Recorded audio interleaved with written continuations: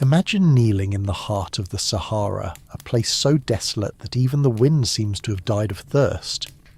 You reach into the searing sand, and instead of finding a dry stone or a sun-bleached root, you pull out a 7,000-year-old harpoon carved from the bone of a giant catfish. This is the ultimate paradox of our planet.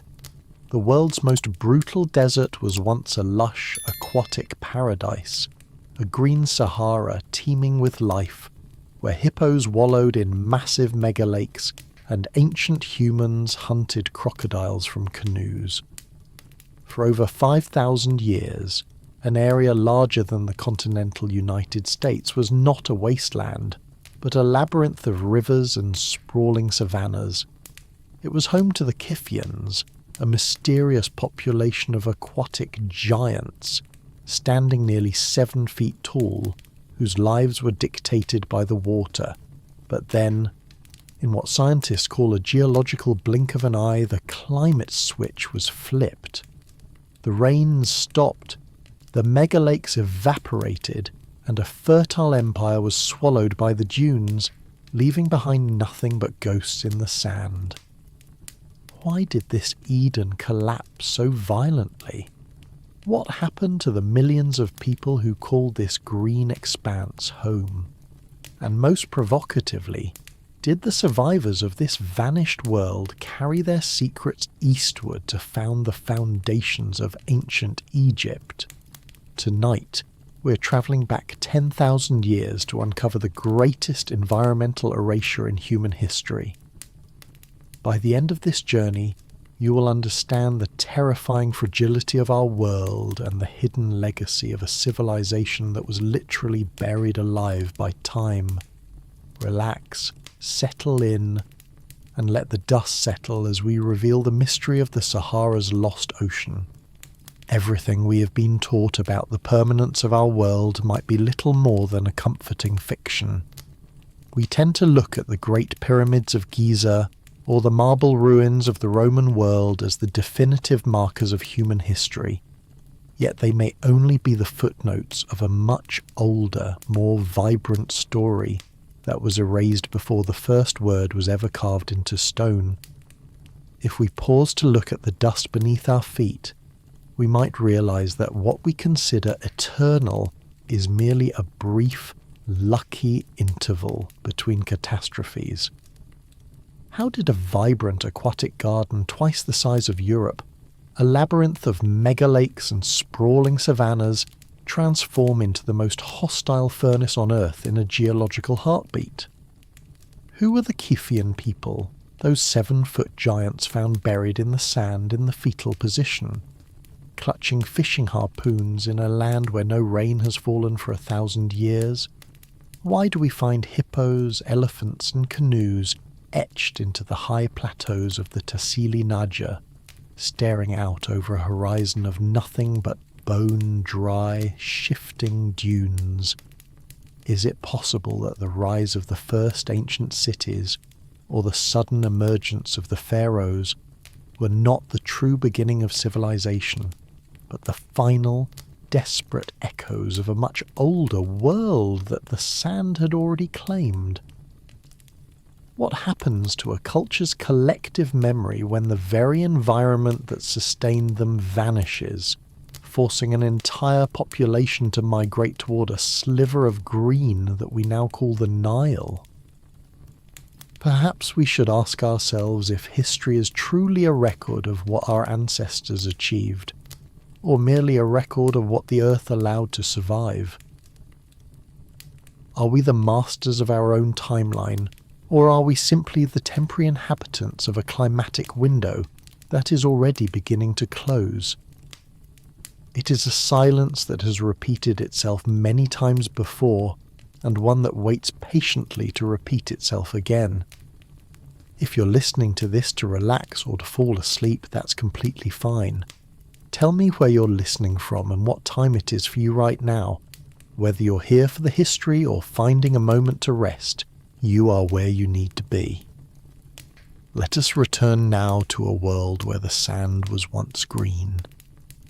To understand this erasure, we must first walk through the landscapes that no longer exist. Our journey begins 10,000 years ago, deep within a vibrant labyrinth of mega lakes and sprawling savannas that once rivaled the great river civilizations of the East. Notice, as we move, how the boundaries of our world are more fluid than we often care to admit. There is a rhythm of expansion and contraction here that has haunted our species since the very beginning. From the lush greenery, we will travel to the edge of the Gobero graveyard to uncover the remains of a lost population of aquatic giants who thrived where only dust remains today.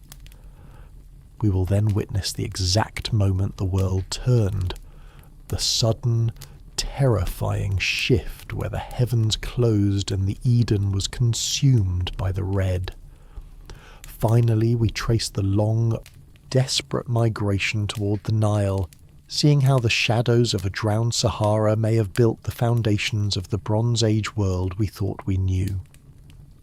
It is a long journey through the deep time of a forgotten continent. Let us move slowly, for the path ahead is written in sand and silence. Close your eyes for a moment and try to strip away everything you think you know about the Sahara. Forget the towering orange dunes that stretch toward a parched horizon. Forget the silence of the sun-baked stones and the skeletal remains of acacia trees that have not seen rain in a century. Instead, I want you to feel a different kind of air. It is heavy, thick with moisture, and smells of damp earth and crushed grass. It is the kind of air that clings to your skin, carrying the scent of blooming lilies and the distant rhythmic pulse of a world saturated with water. You're standing at the edge of what will one day be called the Tenere Desert, but right now, 10,000 years ago, there is no desert here. Beneath your feet the ground is soft, yielding, and covered in a carpet of deep emerald moss. In front of you lies an inland sea so vast that the opposite shore is lost in a soft blue haze. This is Lake Megachad, a body of water larger than all the Great Lakes of North America combined, and it is the beating heart of a continent that has been transformed. We are stepping into the deep memory of the African humid period, a story of a lost aquatic garden where the landscape we now know as a wasteland was a thriving labyrinth of rivers and lakes. This is not a legend. It is a physical reality written into the very bedrock of the planet. If you listen closely, you can hear the sound of the life. It is not the silence of the sand, but a symphony of splashing water, the low, resonant grunt of hippos surfacing for air, and the constant busy chatter of kingfishers darting between the reeds. The light here is different too. It doesn't glare off the sand. It filters through a canopy of lush vegetation, creating long, dancing shadows across the marshes. There is a specific kind of green here, a deep, vibrant shade that seems to hum with energy. As you walk, the tall elephant grass brushes against your waist, leaving tiny droplets of dew on your clothes. The world feels immense, overflowing, and impossibly permanent. Early in the morning, a thin mist rises from the surface of the river channels that snake through the savannah. These are the ghost rivers, massive waterways that once carved paths through the heart of North Africa, connecting the mountains to the seas. You can see the ripples on the water as a herd of elephants crosses a shallow ford, their massive grey bodies glistening with moisture. The water is clear, reflecting a sky that is more often filled with heavy, rain-laden clouds than the relentless sun we associate with this latitude. In this world of abundance, there is a strange detail that catches the eye. Resting on a flat, dark stone near the water's edge is a single, perfectly preserved white seashell, spiraled and delicate. It sits there, miles from any ocean, looking as though it were placed by a hand that knew exactly where it belonged, despite the thousands of miles of land surrounding it. You might wonder how it arrived, or why it remained so pristine in the middle of a freshwater marsh, but the thought passes as quickly as a breeze through the reeds. The rhythm of life here is slow and dictated by the rains. The people who live among these lakes, the Kiffians, do not struggle against their environment. They move in perfect harmony with it. They are fishermen of the savannah, their lives centred around the ebb and flow of the Great Lakes. You can see their canoes, long and sleek, carved from the trunks of massive trees, gliding silently through the lily pads. There's no urgency in their movements. They wait for the fish to rise, for the sun to set, and for the seasonal monsoons to return and replenish the earth. As the sun begins to dip below the horizon, the sky turns a bruised purple, and the air cools just enough to make the moisture feel like a soft blanket. The sounds of the day begin to fade, replaced by the rhythmic croaking of thousands of frogs and the distant lonely call of a night heron. It is a world that feels as though it has always been this way, and as though it could never be anything else. The thought of a desert, of a place where water is a memory and life is a struggle, feels like a fever dream, something that has no place in this emerald reality.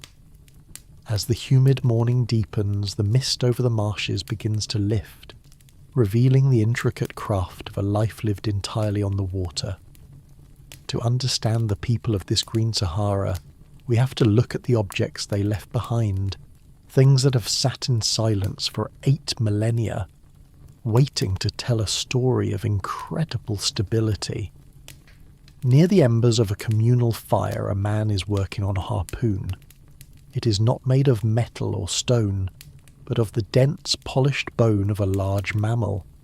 He uses a piece of sandstone to grind the barbs until they are needle sharp. A rhythmic scritch, scritch, scritch that blends with the lapping of the waves against the shore. This is the technology of the Kiffians. Their world is one where the boundary between land and water is constantly shifting, and their tools reflect this fluidity. Beside him lie hooks carved from bone, so delicate they look like jewellery, yet strong enough to haul 100-pound Nile perch from the depths of Lake Megachad.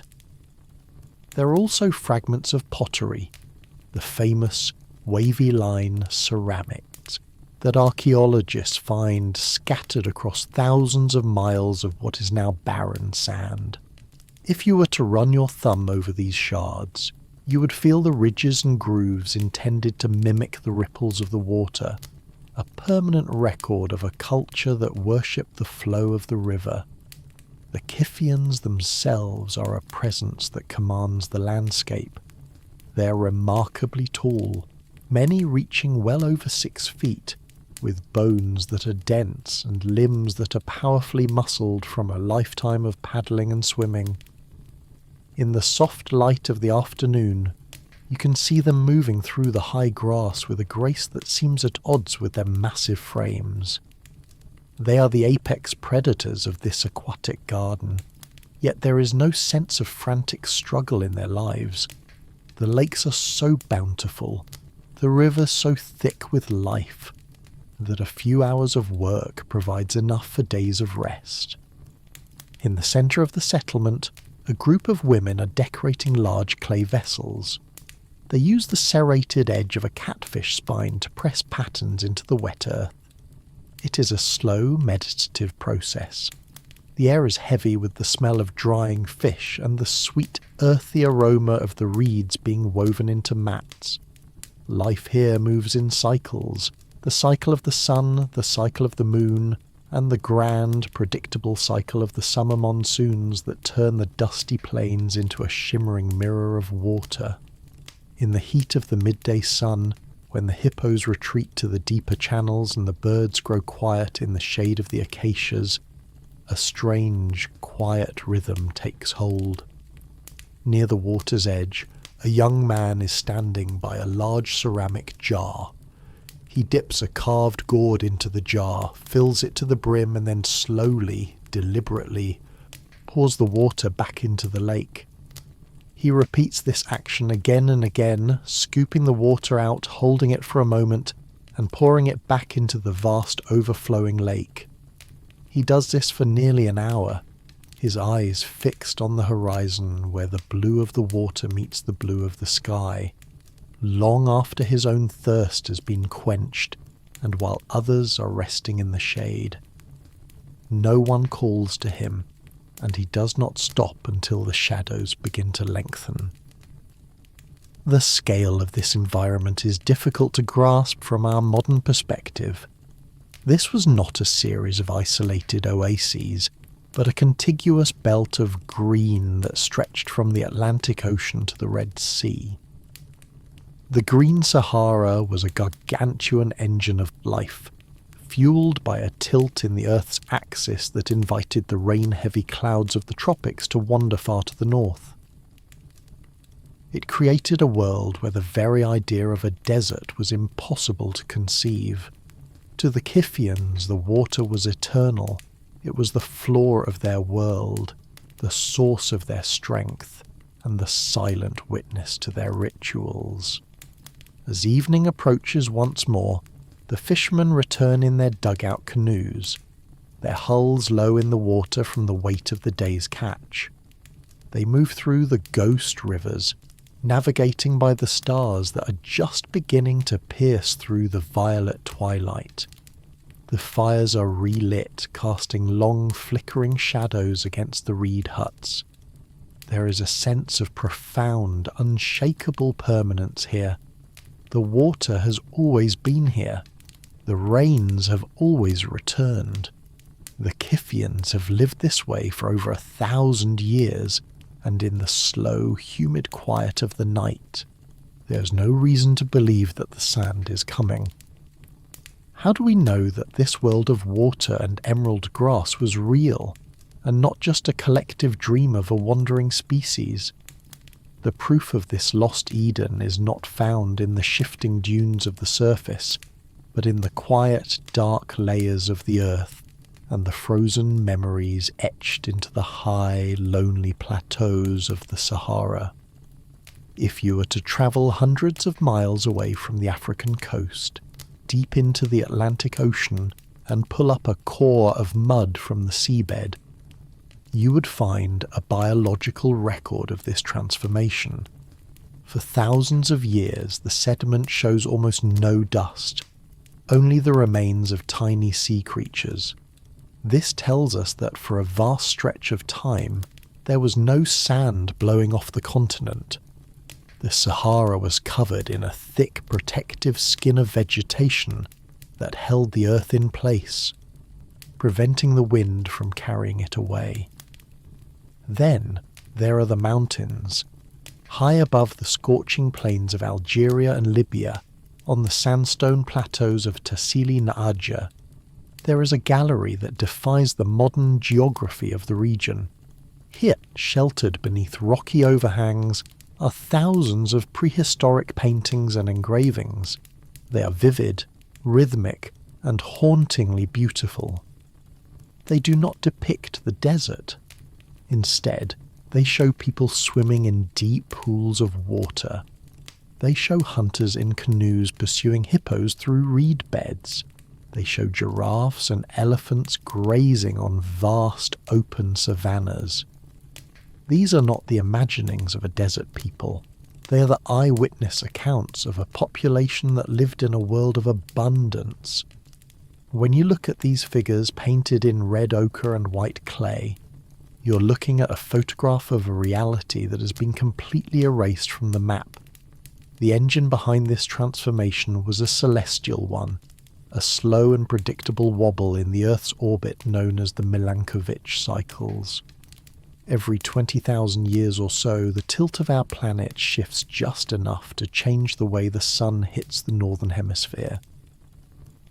During the African humid period, this shift grew so powerful that it physically pulled the tropical monsoons of the equator thousands of miles to the north. It turned the heat low of the desert into a moisture trap, a giant biological pump that invited the rains to stay.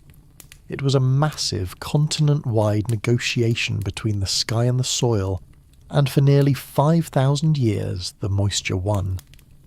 But even within this scientific consensus, there is a lingering debate that adds a layer of uncertainty to the story. Some researchers believe the transition into the Green Sahara was a slow, gradual awakening, taking thousands of years for the forests to grow and the lakes to fill. Others suggest it was a sudden regime shift, a threshold that was crossed almost overnight in geological terms.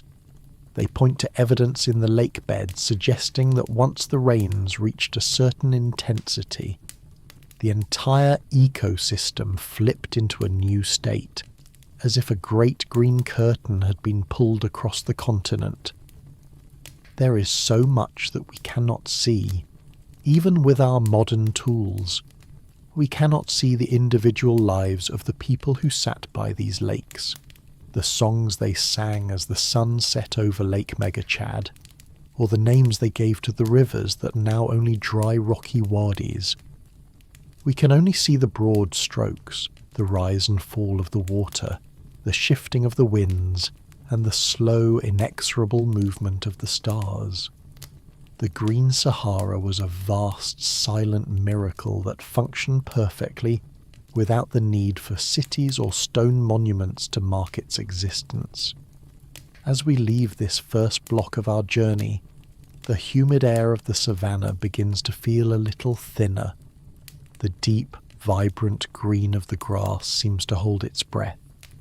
We've spent time in a world that shouldn't exist, a place where the rules of the desert were suspended by the tilt of a planet. It is a reminder that the Earth is not a static stage, but a living, breathing entity that can hide an entire ocean of life beneath a few feet of sand. The waves of Lake Megachad continue to lap against the shore in our minds, a slow, rhythmic pulse that has no beginning and no end. The Kithians are still there, gliding through the reeds in their dugout canoes, oblivious to the fact that their world is a temporary gift from the heavens. We leave them there for a moment, in the humid quiet of the late afternoon, as the first stars begin to appear in a sky that is still heavy with the promise of rain. To understand the story of the Green Sahara, we must eventually leave the lush imagery of the living savannah and return to the silence of the dunes as they appear today. We are travelling to a place called Gobero, located in the Ténéré Desert of Niger, one of the most remote and inhospitable regions on our planet. It is a landscape of blinding light and shifting horizons, where the heat vibrates off the sand in visible waves. In the year 2000, a team of paleontologists led by Paul Sereno was searching this area for dinosaur fossils. They expected to find the giants of the Cretaceous period, but instead they stumbled upon something far more haunting. A vast prehistoric graveyard emerging from the side of a massive sand dune. As the wind stripped away the surface layers, it revealed hundreds of human skeletons, their bones bleached white by the sun but remarkably well preserved. This discovery would change everything we thought we knew about the early inhabitants of North Africa. This is a story of human biological adaptation and the resilience of prehistoric communities, exploring how the environment sculpted the very frames of our ancestors long before the rise of the Nile civilizations. Among these remains, one group stood out, the Kithians.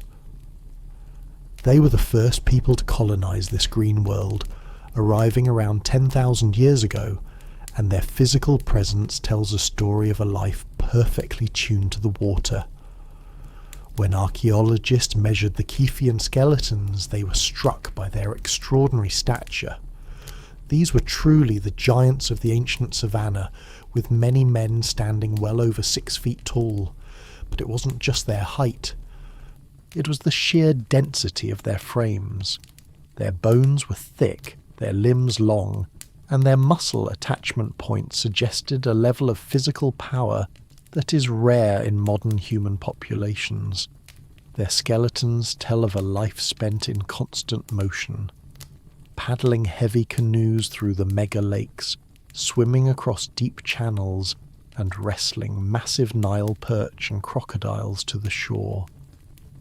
Imagine kneeling beside one of these burials in the quiet of the desert. The individuals placed in a tight fetal position, their knees drawn up to their chest.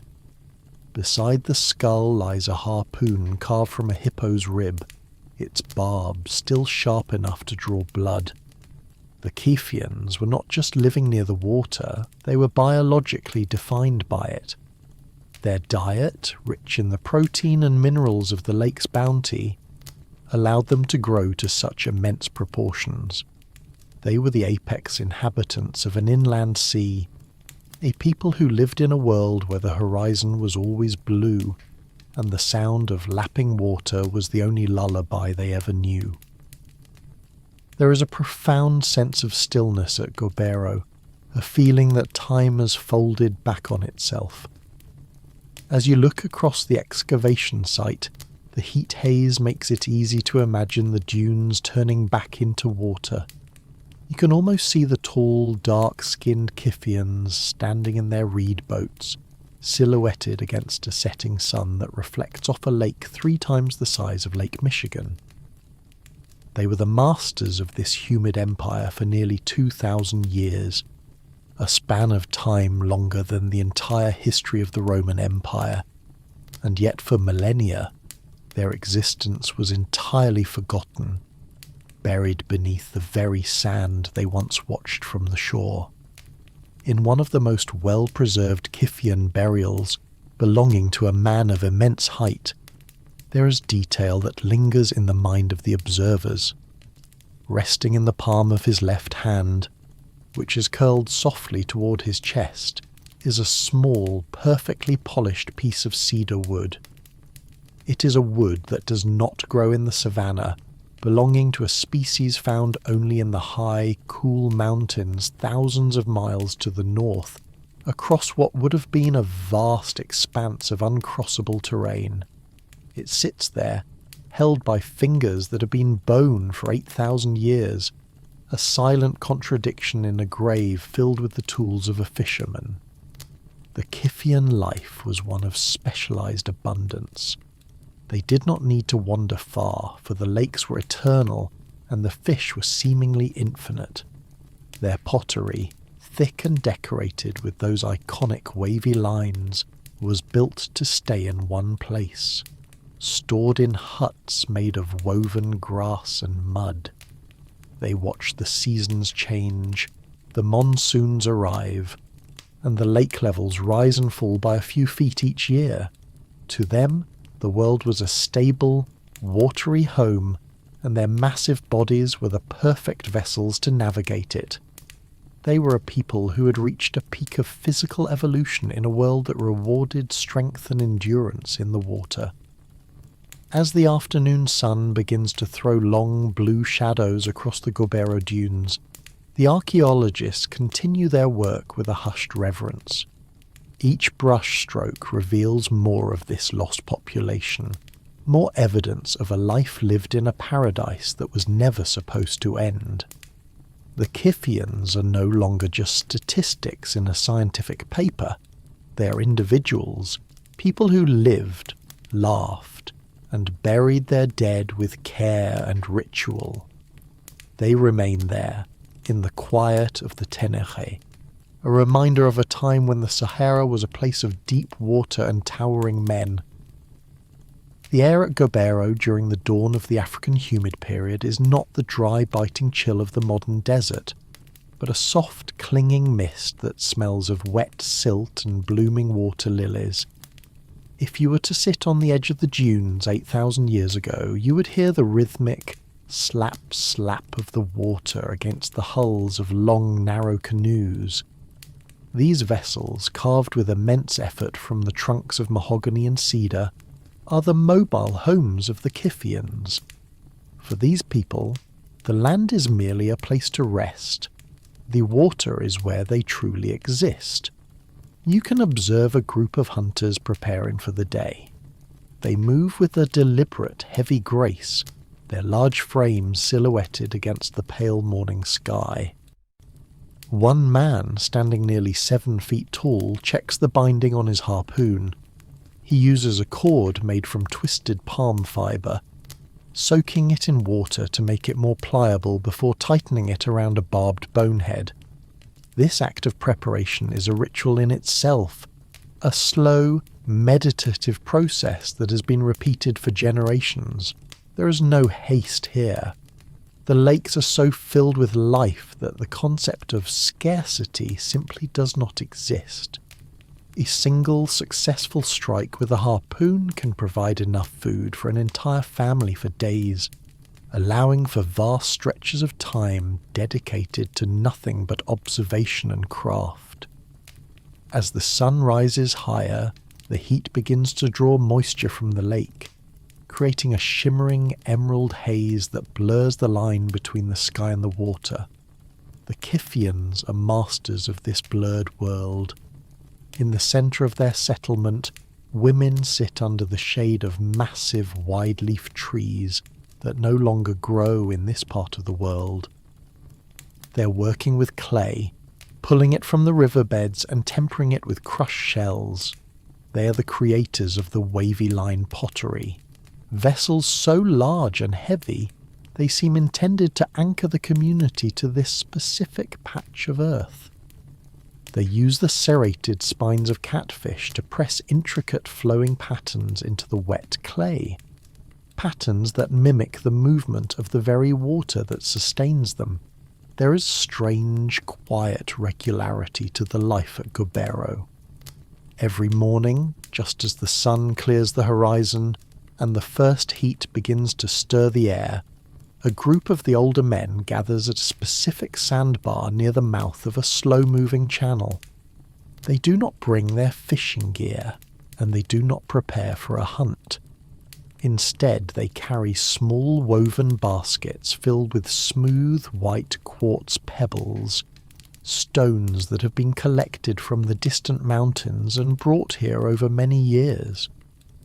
With absolute silence and focused intensity, they begin to sort these stones by size and shape, laying them out in long, straight lines along the damp sand. They do this every single day at the exact same hour, long after their storage jars are full, and the morning's catch has been processed by the others. They work until the shadow of a lone, ancient acacia reaches the water's edge, at which point they simply stand, leave the patterns to be washed away by the rising tide, and return to their huts. The physical traces of this life are everywhere if you know where to look. Archaeologists find the refuse of the Kiffians, piles of fish scales and crocodile bones, but they also find the things that suggest a deep, quiet sense of beauty. They find beads carved from ostrich eggshells, smoothed into perfect white discs, and pendants made from the teeth of the very predators they hunted. These objects were worn against the skin, smoothed by the sweat and oils of bodies that were among the strongest the human species has ever produced. There is an unmistakable pride in these objects, a sense that the Kiffians saw themselves as part of a grand, watery hierarchy. In the late afternoon, when the wind picks up and carries the scent of rain from the southern mountains, the Kiffians gather to eat. The sound of their voices is low and resonant, blending with the rustle of the elephant grass and the distant splash of a surfacing hippo. They eat the rich, oily meat of the Nile perch, cooked slowly over fires fed by dried reeds. The smoke rises in thin blue ribbons into a sky that is vast and clear. This is a world of incredible, crushing stability. To a Kiffian, the idea that this lake could ever disappear, that the water could retreat and the green could turn to orange dust, would be as unthinkable as the sun failing to rise. We're left with the silence of their graves, but also with the weight of their bones. Each skeleton at Gobero is a testament to what a human body can become when it is fed by a paradise. They were not survivors of a harsh land, they were the beneficiaries of a lush one. And as the stars begin to emerge over the Ténéré, reflecting in the imaginary waters of our minds, we can almost feel the presence of these giants, still standing on the shore, waiting for a monsoon that stopped coming 5,000 years ago. To look into the eyes of a Kiffian skeleton is to look into a mystery that science is only beginning to untangle. When researchers analysed the stable isotopes within the tooth enamel of these individuals, they found a chemical signature that was unlike almost any other prehistoric population.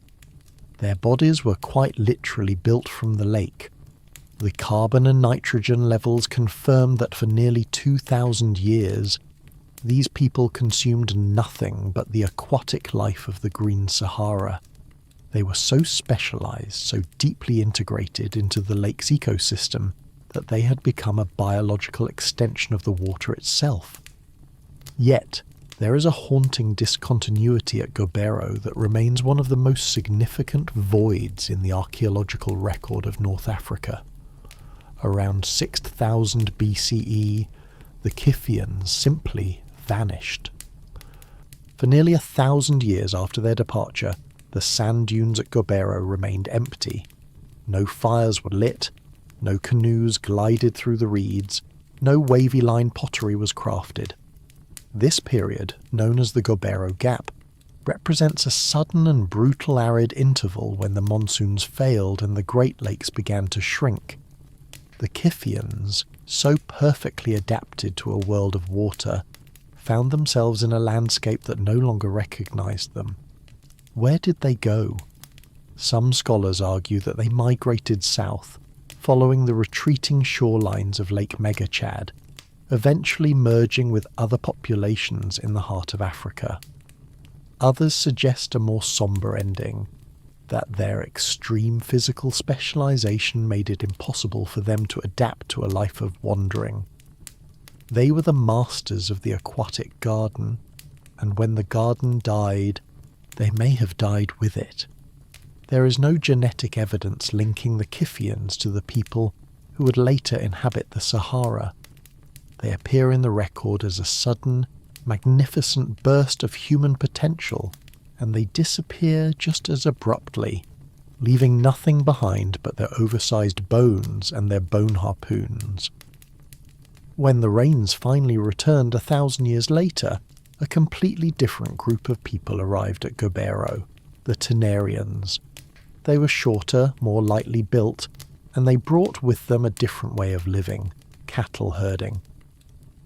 They buried their dead in the same cemetery as the Kiffians, sometimes just inches away, yet they belonged to a different world entirely. The Tenarians were a people of the plains, not the water. They looked down at the massive skeletons of the Kiffians and must have wondered, as we do, who these giants were. They occupied the same space, but the aquatic empire was already a ghost, a memory buried too deep for even the stories to survive. This gap in time, this 1,000-year silence, is a reminder of the fragility of even the most stable civilizations. We often think of history as a continuous thread, but at Gobero the thread is snapped. There is only the wind, the sun, and the long interval where the earth refused to sustain human life. The Kiphians lived through a window of opportunity that the planet opened and then, just as dispassionately, closed.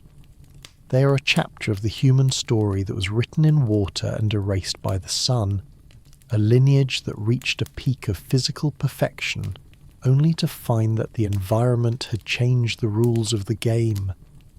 As we conclude our time at this ancient cemetery, the heat of the Tenere Desert seems to soften. The dunes of Gobero hold their secrets with a quiet, stubborn dignity. We have observed the giants who once stood where there is now only dust, and we have felt the weight of the silence that followed them.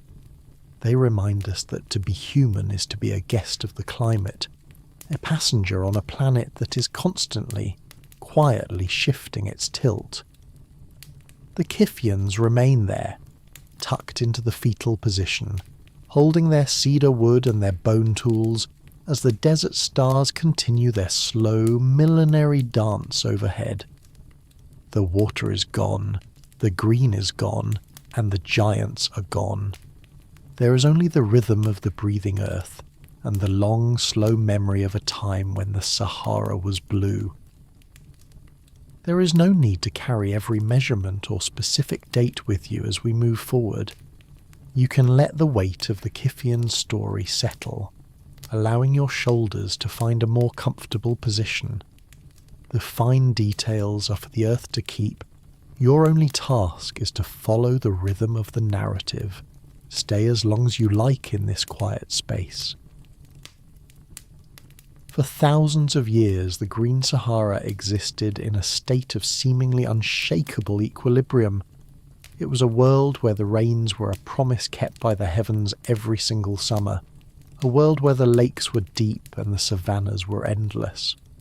But history, and more specifically the history of our planet, is not always a slow, graceful glide.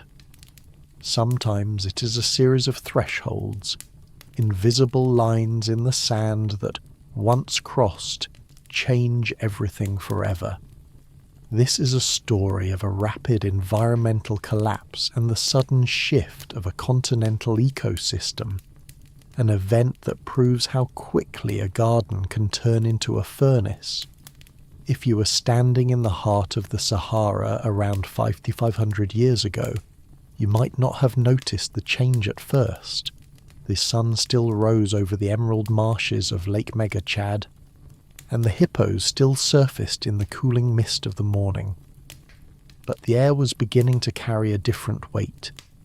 The humidity that once felt like a protective blanket was starting to thin, replaced by a subtle, dry clarity that made the distant mountains look sharper, colder, and further away. One morning, you might walk out into the high elephant grass and notice something that doesn't quite belong. As the sun climbs, the dew on the vibrant green blades begins to evaporate, but it leaves behind a fine, white crust. If you touch it, it feels like salt.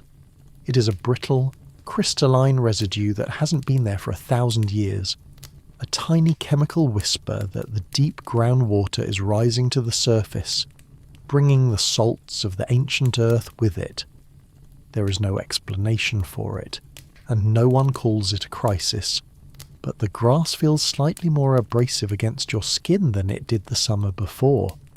The most profound evidence of what happened next doesn't come from the land itself, but from the bottom of the Atlantic Ocean.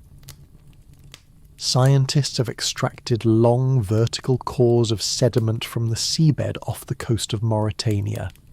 These cores function like a prehistoric ledger.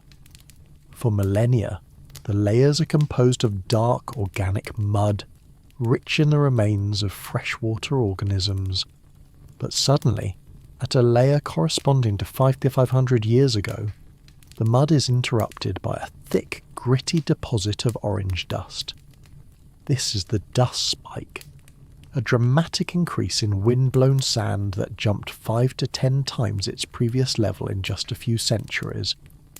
It tells us that the protective skin of the Sahara, the grass, the trees, the moss, was dying. leaving the soil exposed to the rising winds. As the rains began to falter, the retreat of the water was visible in the most mundane ways. On the trunks of the massive acacias that lined the river channels, you could see a faint white ring where the water level used to sit. Each year, that ring stayed a few inches higher than the current surface of the stream. The mud at the edges of the lakes, once soft and teeming with life, began to bake into hard geometric plates.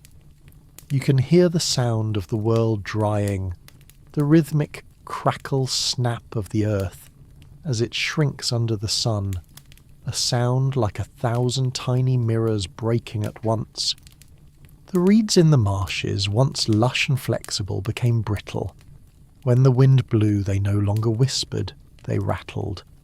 It was a hollow, metallic sound that signalled the end of the aquatic bounty. The Kiffians and the herders who followed them watched as the great megalakes began to fragment. What was once a contiguous sea became a series of isolated pools, separated by widening stretches of sun-scorched earth. In these shrinking pools, the fish were trapped. You could see the silver glint of thousands of Nile perch, their gills gasping in the shallow, oxygen-starved water, until the heat finally claimed them, leaving their scales to bleach white in the sun. There is a fierce discussion among climatologists about why this happened so quickly. Some suggest that the tilt of the Earth's axis reached a tipping point where the monsoon pump simply could not sustain itself anymore. Once the vegetation started to die, the land reflected more sunlight back into the atmosphere, which cooled the air and pushed the rain-heavy clouds even further south. It was a positive feedback loop, a biological spiral where the drying of the land caused the clouds to disappear, which in turn made the land even drier. The Sahara wasn't just losing its water, it was losing its ability to invite the rain. The noon sun became a harsh white glare that stripped the colour from the landscape. The deep, resonant greens of the savannah were replaced by a monotonous, dusty gold, then a pale yellow, and finally the stark, unforgiving orange of the naked sand. The air began to taste of dust, a fine, gritty silt that settled in the back of the throat and coated the surfaces of the wavy-line pottery. It was the taste of a world being dismantled, one grain of sand at a time. As the shadows grow longer in this drying world, the sense of permanence that once defined the Green Sahara begins to evaporate.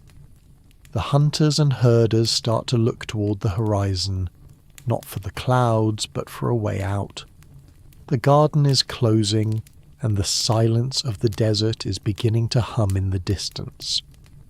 The rhythm of life in the final centuries of the Green Sahara became a slow, agonizing negotiation with a retreating ghost. As the Great Lakes fragmented into isolated pools, the very definition of home began to dissolve. For the herders who had followed the Kiffian fishermen, the savannah was no longer a reliable carpet of grass, but a patchwork of yellowing scrub and widening gaps of exposed sun-cracked earth. You can hear it in the silence between the gusts of wind, the sound of cattle hooves clicking against the parched ground, a sharp, hollow noise that replaces the soft thud of feet on damp moss. In the late afternoon, the heat no longer feels like the nurturing warmth of a garden. It is a dry, predatory force that leaches the moisture from every living thing. The dust devils, once rare curiosities of the deep interior, are now constant companions. They dance across the dry lake beds, tall and swaying like thin orange spectres, carrying the fine silt of the dust spike into every crevice of human habitation. The smell of the world has changed. The lush, sweet scent of water lilies and damp earth has been buried under the metallic, suffocating odour of hot stone and pulverised clay. Near the centre of a dying settlement, at the edge of what used to be a vast, shimmering bay of Lake Megachad, a man named Akil is moving through a habit that has been carved into his muscles over a lifetime. The bay has been dry for 3 generations, replaced by a flat, blinding expanse of white salt and grey mud, yet the village still clings to its rim. Every evening, just as the sun begins to turn the western horizon into a bruised, dusty purple, Akil walks down to his dugout canoe. The canoe is half buried in a drift of fine sand, its mahogany hull bleached to the colour of bone and latticed with deep, sun-shattered cracks.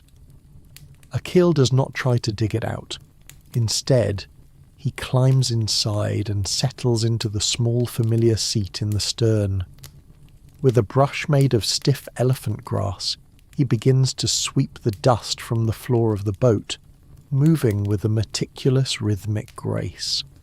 He checks the tip of his bone harpoon, testing the sharpness of the barbs with his thumb, and then rests the weapon across his knees. For nearly an hour, he sits perfectly still in the middle of the dust, his eyes fixed on the white salt pan as if he can still see the rise of a Nile perch or the ripple of a hippo's wake. He performs these motions of departure and vigilance at the exact same hour every day. Long after the last drop of water has vanished from sight, and he does not stop until the first cold stars of the desert night begin to emerge. This behavioural echo is a quiet testament to the weight of memory. Around him, the other members of the tribe are already preparing for a different reality. The women are no longer decorating their wavy line pottery with the patterns of the river. The clay they find is too brittle, too full of sand to hold the intricate ridges. Instead, they spend their days weaving thick, coarse bags from the fibres of the last surviving acacias, vessels built for carrying, not for storing. The focus has shifted from the water beneath their feet to the horizon in front of them. There is profound implied importance in these final years of occupation. The decision to leave a place that has sustained your lineage for 5,000 years is not made in a single moment of crisis. It is a slow, accumulating realization that the rules of the world have been rewritten. You can see it in the way the herders now guard their water jars, their eyes constantly scanning the southern sky for a monsoon that has retreated hundreds of miles to the south. The climate switch was not just a geological event, it was a psychological one. Some researchers suggest that this period of intense drying acted as a pressure cooker for human innovation. As the pools shrank, people were forced to live closer together, sharing the dwindling resources and perhaps, for the first time, beginning to organize themselves into more complex social hierarchies. The desperation of the drying Sahara may have been the very thing that forced the first experiments in large-scale cooperation, the kind of cooperation that would later be required to tame the floodwaters of the Nile. As the night air finally settles over the cooling sand, the silence of the Gobero graveyard seems to reach out and touch the living. The wind no longer brings the sound of lapping water, only the dry rattle of dead reeds and the distant, lonely howl of a jackal. Akil eventually climbs out of his bone-white boat and walks back to the fires, his footsteps silent on the sand. The canoe remains there, a silent monument to a world that has already departed, waiting to be completely covered by the rising dunes of the coming millennium. The final departure from the Green Sahara was not a single dramatic exodus, but a slow, multi-generational drifting toward the only water that remained. As the climate switch turned the vast interior into a graveyard of dried lake beds, the logic of survival dictated a new direction. The orbital tilt of the Earth, that slow celestial wobble, had shifted the monsoon belt so far south that the heart of North Africa was effectively cut off from its life support system. But beneath this grand planetary movement, there was a more intimate, more terrifying mechanism at work. Climatologists call it the vegetation-atmosphere feedback loop. In the peak of the humid period, the vast carpets of grass and the deep canopies of the savanna trees acted like a massive biological sponge. They breathed moisture back into the sky, creating their own local rain clouds. But as the rains faltered, even slightly, the grass began to thin. The bare, sandy soil beneath was exposed, and instead of absorbing the sun's energy, it began to reflect it. This reflected heat warmed the upper atmosphere, which in turn pushed the rain clouds even further away. The Sahara was no longer a garden that invited the rain. It had become a mirror that repelled it. There is a haunting theory that the very success of the Sahara's inhabitants may have accelerated their downfall. As the herders moved their cattle across the drying plains, the constant grazing may have stripped away the last fragile layers of vegetation. In this view, humans didn't just witness the desertification. They may have inadvertently provided the final nudge that sent the entire ecosystem over the cliff. It is a chilling thought that the simple act of trying to feed a family and protect a herd could have helped dismantle a continental paradise. You can imagine the final days in one of the last remaining oases, the daily life that was once centered around the abundance of the lake has been reduced to a grim, focused tally of the remaining water. The wavy line pottery, once the pride of the village, is now left behind in the abandoned huts. They are too heavy, too fragile to carry across the widening stretches of sand. Instead, you see the remnants of a life in transit, discarded sandals made of woven grass, broken bone harpoons that no longer have a purpose in a world without fish, and the small, shallow pits where the last water was frantically scooped from the drying mud. The ghost rivers, those massive waterways that once connected the heart of the continent to the seas, are now only dry, rocky waddies. If you walk along their beds, you can see the smooth, water-worn stones sitting under a thick layer of fine orange dust. There is a profound silence here, a silence that is not empty, but heavy with the weight of what has been lost. The hippos and crocodiles have long since perished or migrated, their bones scattered among the rocks like pale, sun-bleached monuments to a time of deep water.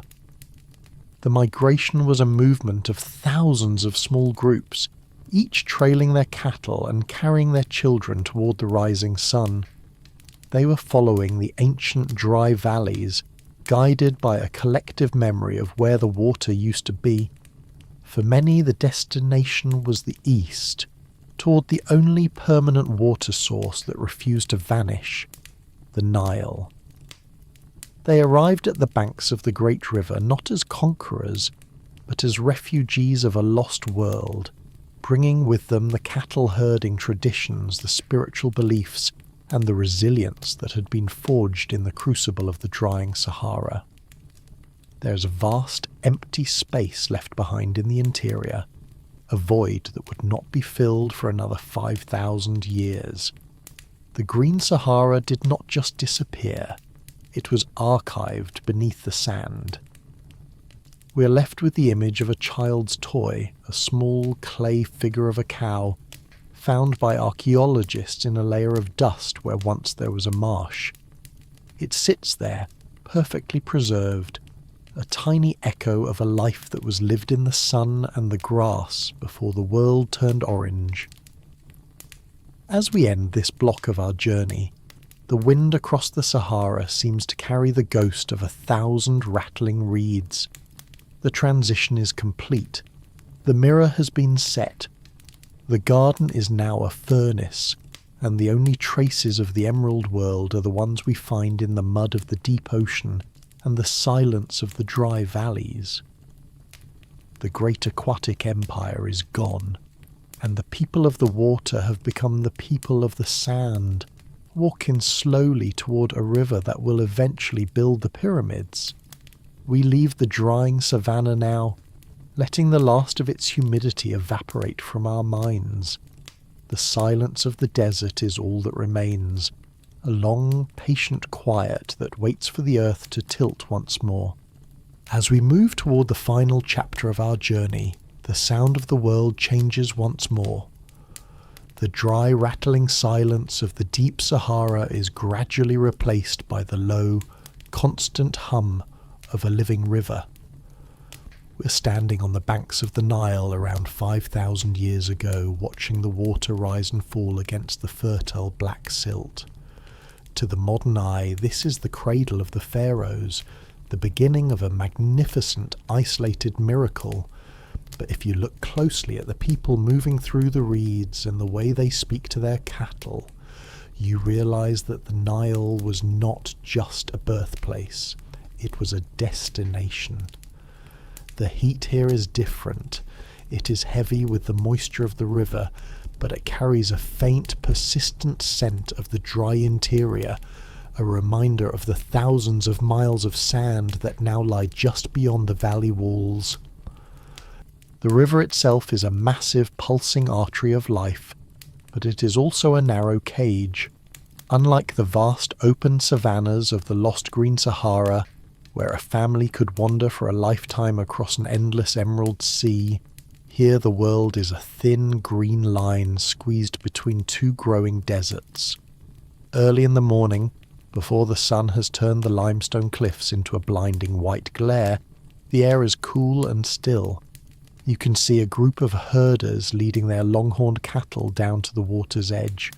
They move with a quiet, practiced precision, using wooden staffs to nudge the animals through the soft mud.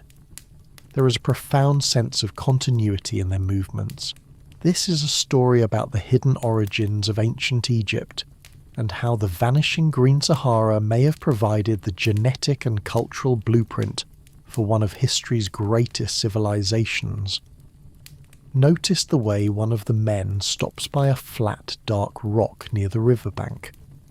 He reaches into a leather pouch at his waist and pulls out a small chunk of red ochre. With a steady hand, he begins to sketch a figure on the stone, a cow with a distinctive lyre-shaped horn. But as he works, you notice a strange detail. The ochre he's using has a peculiar metallic sheen, a deep crimson that is only found in a specific hidden cave system in the middle of the now parched Gilf Kebir Plateau, hundreds of miles to the west.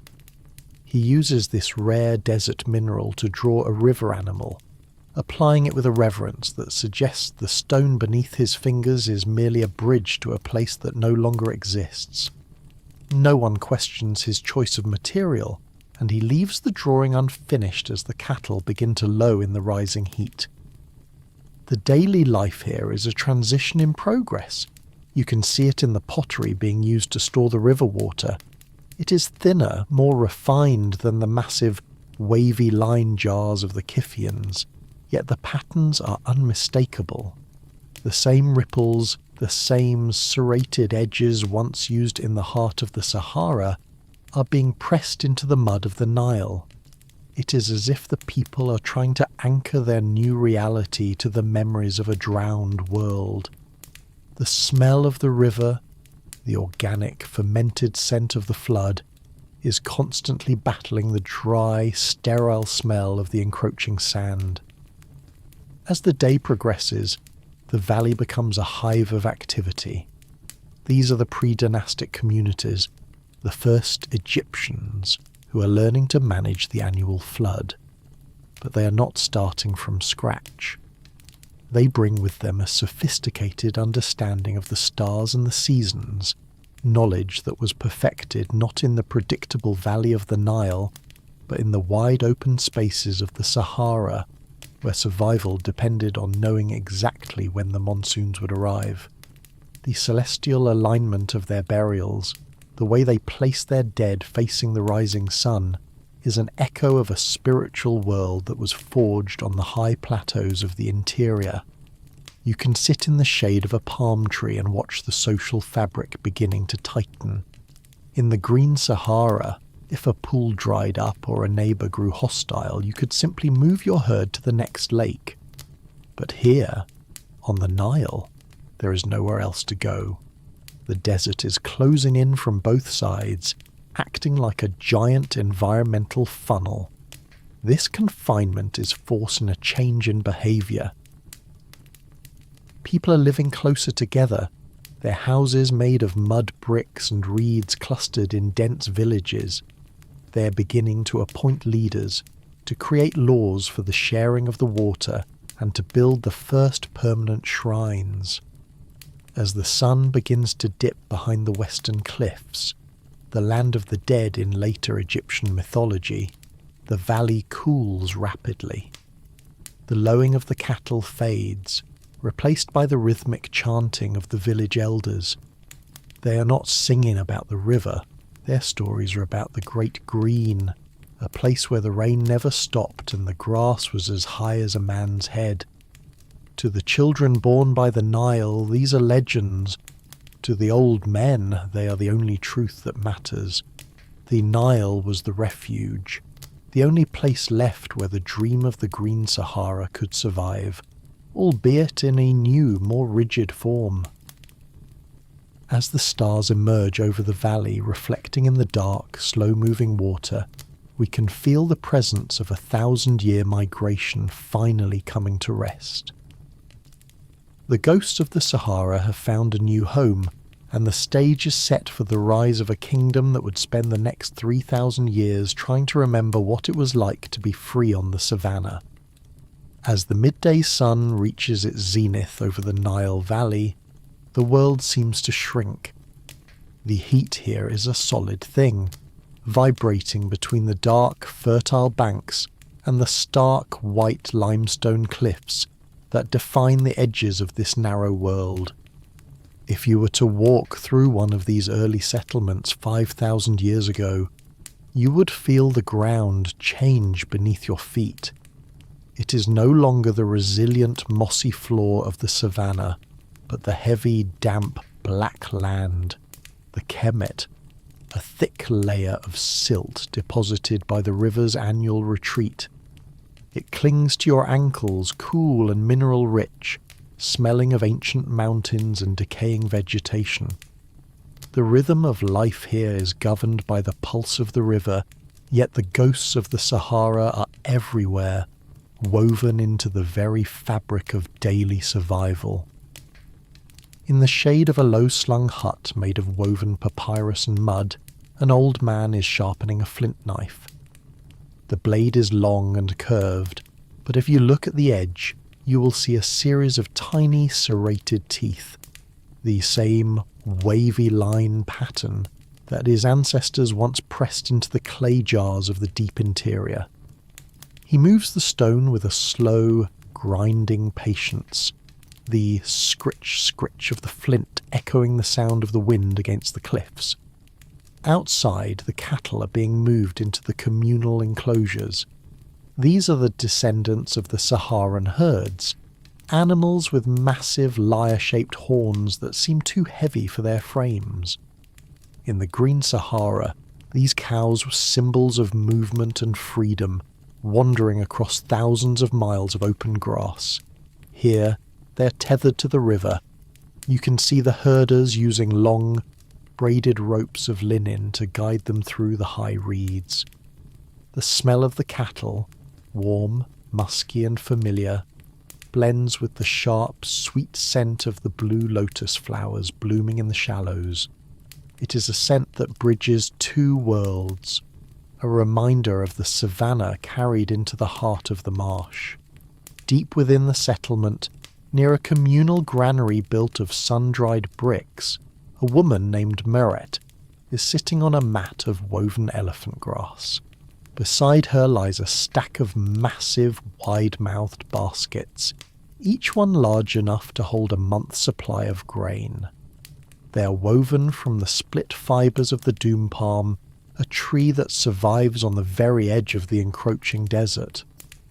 Meret works with a focused mechanical intensity, her fingers moving in a blur of repetition as she starts a new basket. She spends nearly 4 hours every afternoon during the hottest part of the day weaving these gargantuan carriers. They are designed for the long-distance transport of water and supplies, built with reinforced handles intended to withstand the strain of a 3-day trek across the open savanna. Yet, the River Nile is only 20 paces from her hut. The baskets she makes are far too heavy and cumbersome for the short, daily trips to the riverbank, and they take up precious space in the small courtyard. When she finishes one, she places it on top of a growing pile of identical unused baskets that have begun to grey and fray in the river's humidity. No one in the village uses them, and no one asks her to stop. She simply continues the work, her eyes fixed on the empty, shimmering horizon to the west, weaving for a journey that ended generations ago. The social structure of the valley is beginning to leave its mark on the land. You can see the first irrigation channels, shallow trenches dug with wooden hose, drawing the river's lifeblood into the fields of emmer wheat and barley. This is a life of labour and calculation, a sharp contrast to the effortless bounty of the lost lakes. The ghost rivers of the Sahara have been replaced by these man-made veins, and the freedom of the wanderer has been traded for the security of the farmer. There is a quiet, implied importance in the way the village elders meet at sunset to discuss the height of the coming flood. They are learning to read the river as if it were a god, translating its fluctuations into the survival of their people. In the evening air, you can hear the sound of a bone flute playing a melody that is both strange and familiar. The notes are long and mournful, rising and falling like the wind through the Tassili plateaus. It is the music of a people who are still mourning a paradise they have never seen. As the blue shadows of the cliffs stretch across the black silt, the valley begins to cool. The fires are lit, and the smell of roasting perch, the same fish that once filled Lake Megachad, drifts through the village. The Nile has become a memory palace, a place where the traditions of the Green Sahara are being preserved, transformed, and eventually codified into the rituals of a new empire. The way they chasten their cattle, the way they bury their dead in the sand at the edge of the valley, the way they look at the sun, all of it is a legacy of the lost world. As you watch the stars begin to pierce the violet sky, reflecting in the slow, dark waters of the Nile, you realize that the Sahara didn't just die. It moved, it adapted, and in the humid quiet of the Egyptian night, it is preparing to build something that will last for eternity. There is a long-standing academic debate that quietly haunts the halls of Egyptology, a question of whether the miracle of the Nile was truly an isolated phenomenon, or if it was the brilliant final flourishing of a much older Saharan world. Many researchers now look at the iconography of early Egypt and see the ghosts of the savannah. The goddess Hathor, often depicted as a celestial cow, whose body is the sky and whose milk is the Milky Way, might not be a creation of the river valley at all. She may be a memory, a collective, millenary preservation of the cattle cults that once roamed the Green Sahara, where the survival of the tribe was entirely dependent on the health of the herd.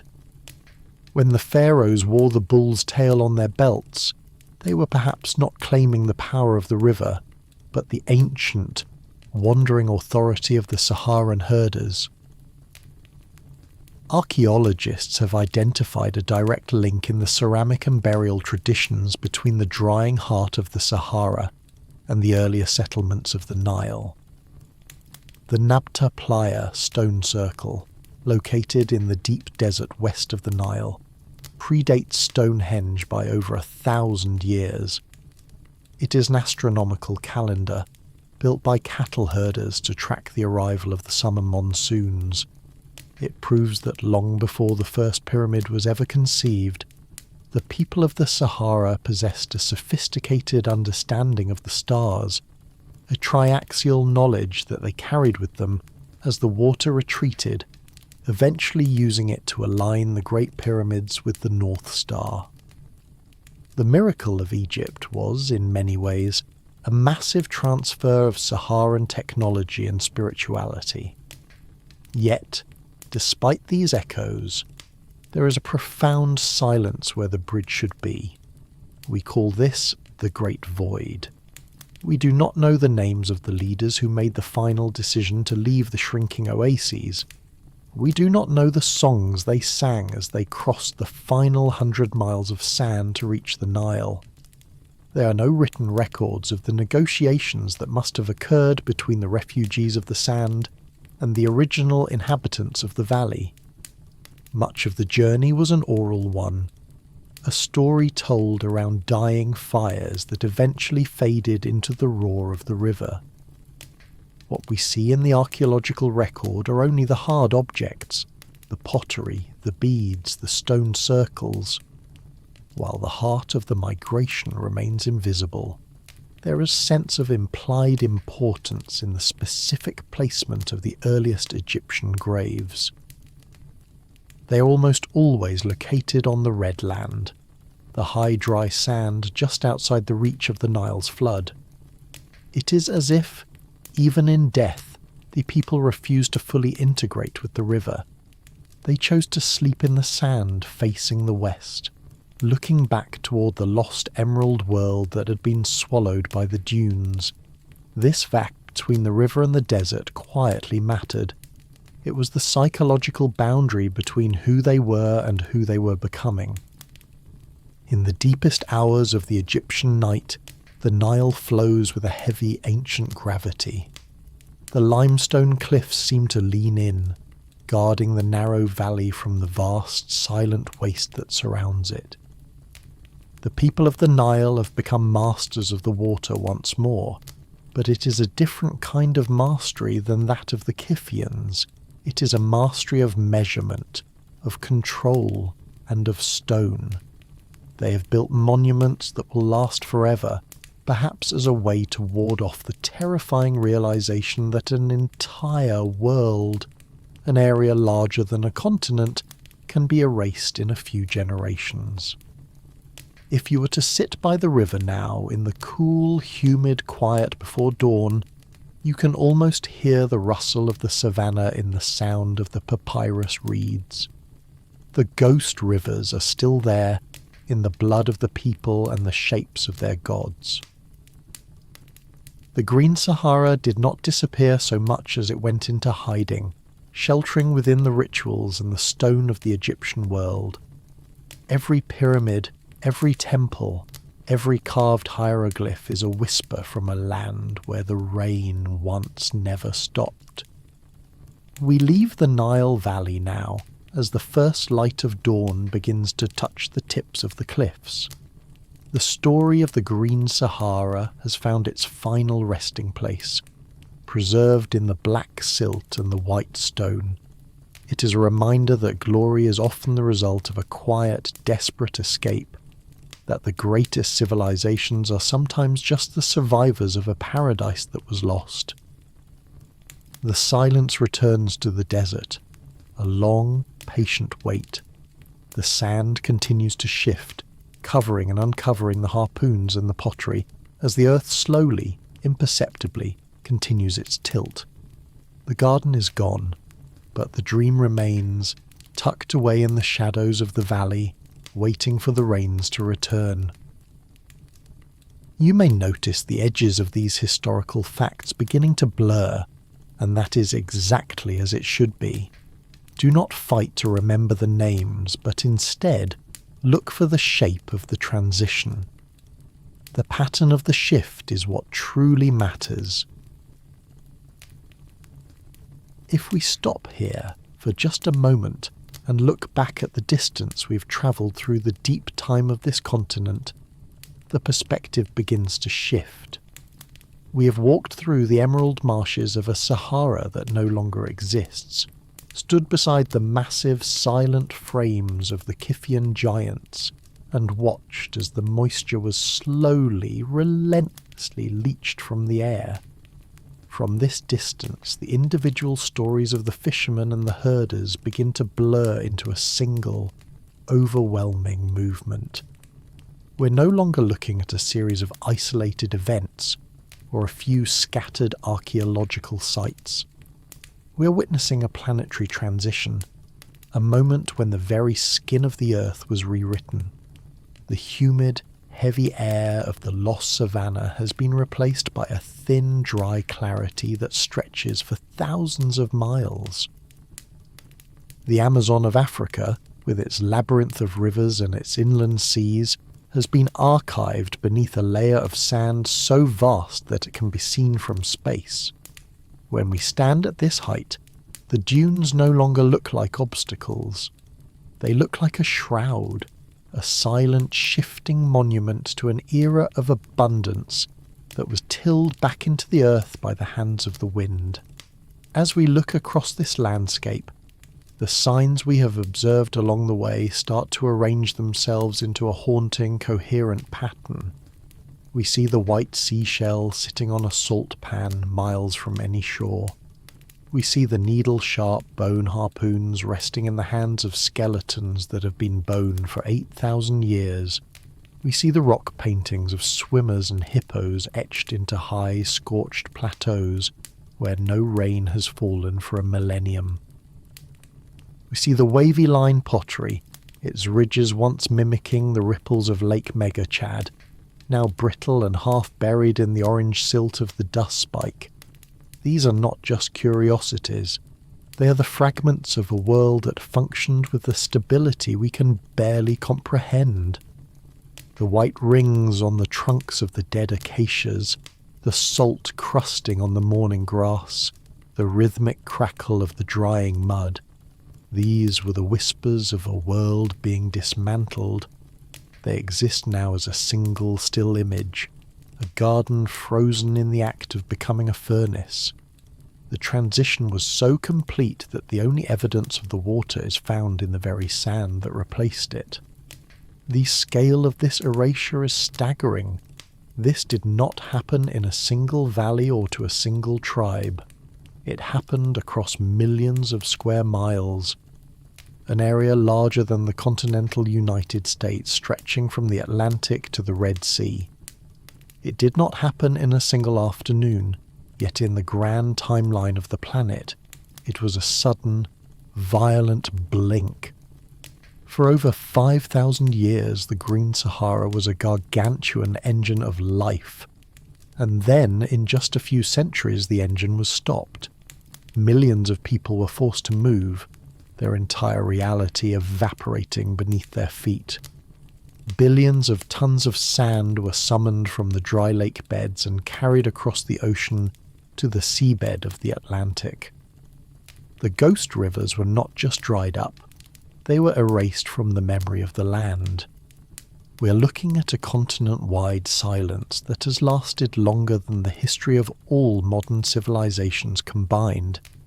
It is a reminder that the environment does not negotiate. It simply changes the rules, and we are left to follow the new ones or vanish. As we contemplate this silence, several different ways of understanding this moment emerge, each offering a different lens through which to view the sand. This was a profound environmental catastrophe, a climate shift so severe that it destroyed a continental Eden and scattered its people as refugees. In this view, the desert is a tragedy, a place where life was defeated by the relentless movement of the stars and the tilting of the earth. This transition was not an end, but a pressure cooker for human innovation. By confining the Saharan populations to the narrow valley of the Nile, the drying of the desert forced the creation of complex societies, organised labour, and the birth of the first true state. In this sense, the Sahara's collapse was the direct architect of the pyramids. We are missing the majority of the story. Much of the Green Sahara's legacy remains buried too deep for us to find, or has been so thoroughly erased that we can only guess at its true nature. The sand is not just a grave, it is an archive that we have only begun to translate. A library of lives and rituals that functioned perfectly, without ever feeling the need to build in stone. Perhaps the most notable thing is not the fact that the Green Sahara disappeared, but the way it did so, quietly, relentlessly, and without apology. The sand did not rush in, it simply arrived, grain by grain, until the green was gone. We're left standing on the edge of the dunes, looking out over a world that is now a mirror of the sky. The water is gone, the giants are gone, and the songs of the savannah are buried beneath 1,000 feet of orange dust. Is it possible that the desert we see today is just a long, patient interval? Is the Sahara truly a wasteland, or is it merely a garden that is sleeping, waiting for the earth to tilt once more? The silence of the desert remains, a heavy, unmoving weight that holds all the answers we're not yet ready to hear. As the story of the Green Sahara begins to fold back into the silence of the night, you have my full permission to let go of the names and the numbers. The specific details of the Kithians or the mega lakes may fade, but the core idea of this vanished world will remain with you. There's nothing left to solve and nowhere else to be. Let the quiet of the desert fill the room now. We have travelled a very long way tonight. Not across miles of land, but through the deep, quiet layers of a time that our modern world has almost entirely forgotten. What remains in our minds now is not a list of dates or the technicalities of a shifting planet, but a lingering sensation. The feeling of a cool, damp wind blowing across a landscape where now there is only heat. The sound of water lapping against a shore that vanished before the first stone of the pyramids was ever laid. We have stood in the humid mist of a paradise, and we have watched as that mist slowly, silently, turned into the fine orange dust of the desert. It is a sobering thought to realize how much of our collective story has simply not made it to the present. For every bone harpoon we find, there were thousands of songs, thousands of names for the stars, and thousands of rituals that were held in the grass and the reeds. When the water retreated and the greenery died, those stories died with them. They were not carved into the cliffs, they were lived in the rhythm of the monsoons and the flow of the rivers. We are left with only the thinnest of traces, fragments of clay and the density of old bone, trying to imagine a world that was once as vibrant and as certain as our own. Perhaps, in the quiet of this moment, we can recognize a thread that connects us to those who watch the Great Lakes fragment and fail. At any point in history, we tend to believe that the world we see out of our windows is the permanent one, that the climate, the landscape, and the stability we enjoy are the natural order of things. But the Sahara reminds us that we are guests of a very delicate balance. We live in a brief, lucky interval, a window of time allowed by the tilt of the earth and the movement of the clouds. Like the fishermen in their dugout canoes, we navigate a world that is quietly, constantly shifting beneath us, even when it feels like it will last forever. As the desert stars continue their slow, ancient dance overhead, we're left to wonder about the traces we ourselves will leave behind. When the winds of a future age eventually move the earth once more, what will remain of our presence? What whispers of our lives will be held in the soil, and who will be there to try and translate them? Is the true measure of a civilization the monuments it builds in stone? Or is it the grace with which it adapts to a world that is always, eventually taking back what it gave? Now, the story has done its work, and it is time to let it go.